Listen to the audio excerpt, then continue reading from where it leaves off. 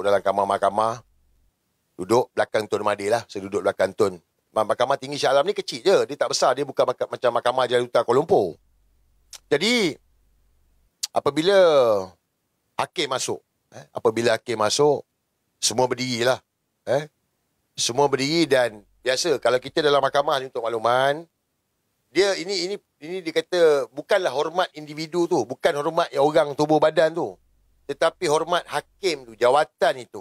Jadi mana-mana mahkamah pun bila masuk kita akan tunduk sikit. Tunduk sikit, bukan macam Jepun tunduk habis tu. Tunduk sikit je. Jadi depan saya Tun Mahathir ni. Sesebab, seterkejut, sekagum. Sebab apa? Tun Mahathir, dia pun tunduk juga.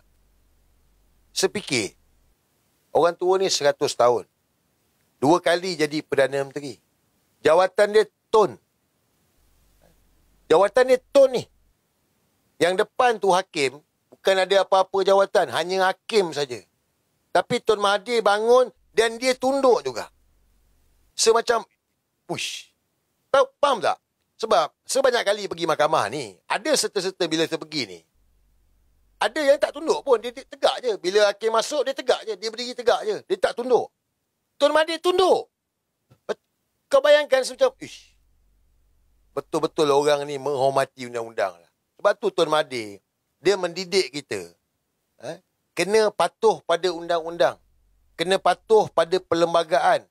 Pegang pada prinsip rukun negara. Ni, Tun Mahathir ajar kita.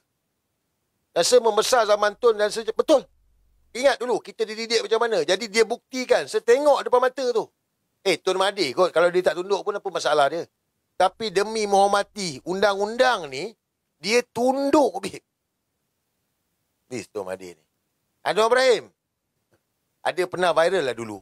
Hakim masuk pun dia tegak je. Tak ada nak tunduk. Dia rasa dia terhebat. Boleh pergi tengok, cari video Anwar Ibrahim tu. Ada Walana rekod. Waktu kes bicara keliwat lah. Dalam mahkamah. Dia orang rekod dalam mahkamah tu. Tak ada tunduk-tunduk Anwar Ibrahim ni. Dia maki lagi ada lah. This is Tun Mahathir. Edisi dia minta, Tun, IC bawa Tun. Tun pun keluar daripada wallet dia. Saya cakap, ya Allah. Dia keluarkan wallet dia. ada bawa. IC tu. So dia masuk dalam kanan saksi. And dia akan sumpah. Saya nama Mahathir sekian-sekian apa semua. Bukan macam Anwar Ibrahim lah. Anwar Ibrahim tak pernah bersumpah dalam mahkamah. Fakta. Anwar Ibrahim tidak pernah memberi keterangan secara bersumpah dalam mahkamah. Ini fakta ni. Kau pergi cek tengok. Dalam keliwat dia tak bersumpah. Pergi cek tengok. Jangan percaya saya cakap.